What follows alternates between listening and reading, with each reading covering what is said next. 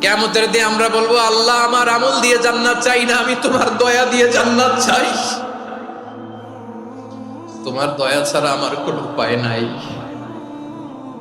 কারণ আল্লাহ যদি বিচার করে বাঁচার কারো উপায় নাই। আল্লাহ যদি বলে ফেলেন তুই এটা করলি কেন, ওখানে গেলি কেন, কোরআনে 1000 বার নিষেধ করলাম তারপরেও এই পাপে জড়ালি কেন, এরকম প্রশ্ন ছুড়ে দিলে আমার উত্তর আছে? বাঁচার কোনো উপায় আছে? ও আমার কলিজার টুকরা ভাইয়েরা, মাথাটাকে নিচু করে জীবনের সব গুনার ফিরিস্তিগুলো একটা একটা করে স্বীকার করে আল্লাহরে বলেন, আল্লাহ আমি পাপী, আল্লাহ আমার চেয়ে বড় পাপী এই দুনিয়াতে কেউ নাই, আকাশের নিচে জমিনের উপরে আমার চেয়ে বড় পাপী কেউ নাই। একটা একটা করে আল্লাহ স্বীকার করি আমি পাপী, সব পাপের স্বীকৃতি দিলাম। পৃথিবী না জানুক আমি তো জানি, আমি কি পাপ করেছি, হায় আমার পাপের করলে বিচার, বাঁচার আমার নাই উপায়।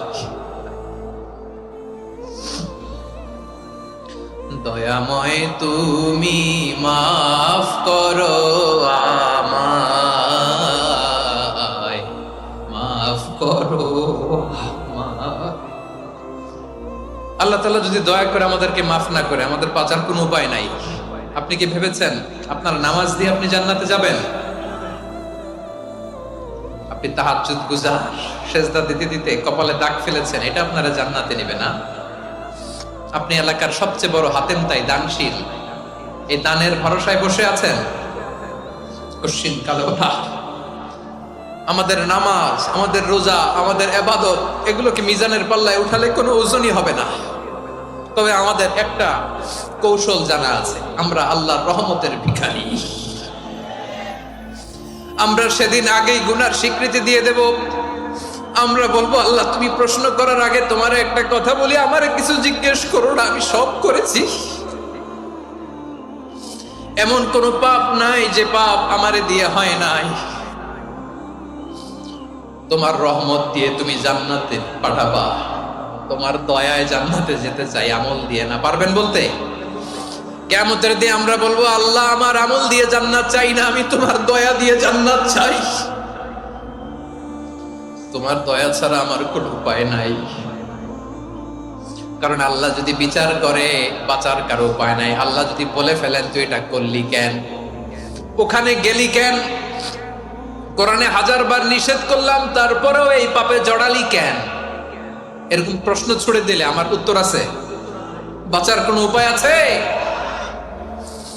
রোজ হাসরে হে আল্লাহ আমার করোনা বিচার, আল্লাহ করোনা বিচার, বিচার চাহি না তব দয়া চাই, এ গুনাহগার করোনা বিচার। আপনার আমল দিয়ে জান্নাতে যাবেন? কি দিয়ে যাবেন? আল্লাহর দয়া দিয়ে। আল্লাহর রহম আর দয়া ছাড়া কেউ জান্নাতের চেহারাও দেখতে পাবে না। আমার প্রিয় ভাইরা, এই দোয়া আল্লাহর কাছে পছন্দনীয় হওয়ার কারণ 3টা। দোয়ার প্রথম অংশে আছে তাওহীদ, আল্লাহর একত্ববাদের ঘোষণা। এই দোয়ার দ্বিতীয় অংশ আছে তাসবিহ, আল্লাহর প্রশংসা সূচক বাণী। এই দোয়ার 3 নাম্বার অংশ পাপের স্বীকৃতি।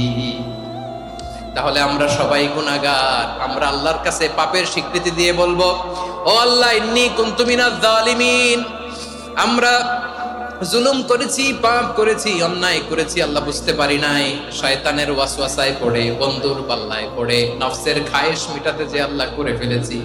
তুমি গুনাহ না মাফ না করলে আমাদের গুনাহ মাফ করার দ্বিতীয় কেউ নাই। ঠিক কিনা বলেন? এভাবে অনুতপ্ত হয়ে যদি আল্লাহর কাছে দোয়া করেন, দেয়ালে পিঠ থেকে গেছে, কোন রাস্তা নাই বের হওয়ার, ওই মুহূর্তেও আপনাকে বিপদ থেকে উদ্ধার করবে কে? বিশ্বনবী চরম বিপদে পড়লে 2টা দোয়া পড়তেন। প্রথম হলো এটা, লা ইলাহা ইল্লা আনতা সুবহানাকা ইন্নী কুনতু কুনতু মিনাল যালিমিন। এই দোয়াটা আমরা বেশি বেশি পড়ব প্রিয় ভাই। রাজি আছেন? সবাই আওয়াজ করে পড়ুন ইনশাআল্লাহ। আমার প্রিয় ভাইয়েরা, বিপদে পড়লে বিশ্বনবী আরো একটা দোয়া পড়তেন, লা ইলাহা ইল্লাল্লাহুল আযীমুল হালিম, লা ইলাহা ইল্লাল্লাহু রাব্বুল আরশিল আযীম, লা ইলাহা ইল্লাল্লাহু রাব্বুস সামাওয়াতি ওয়াল আরদি ওয়া রাব্বুল আরশিল কারীম। এই যে বললাম, রেকর্ড হয়ে গেছে। এখন তো আর ইনস্ট্যান্ট মুখস্থ না হলো, পরে মুখস্থ করে নেবেন। আল্লাহ ছাড়া কোনো উপাস্য নাই, তিনি সুমহান, মহা সহিষ্ণু। আল্লাহ ছাড়া কোনো উপাস্য নাই, তিনি সুমহান, আরশের অধিপতি। আল্লাহ ছাড়া কোনো উপাস্য নাই, তিনি আকাশের মালিক, জমিনের মালিক, তিনি সুবিশাল আরশের অধিপতি। সুবহানাল্লাহ পড়েন। এই দোয়াটা কেউ যদি পড়ে যদি এর ওসিলা করে দোয়া করে, তাকে বিপদ থেকে মুক্তি দেয় কে?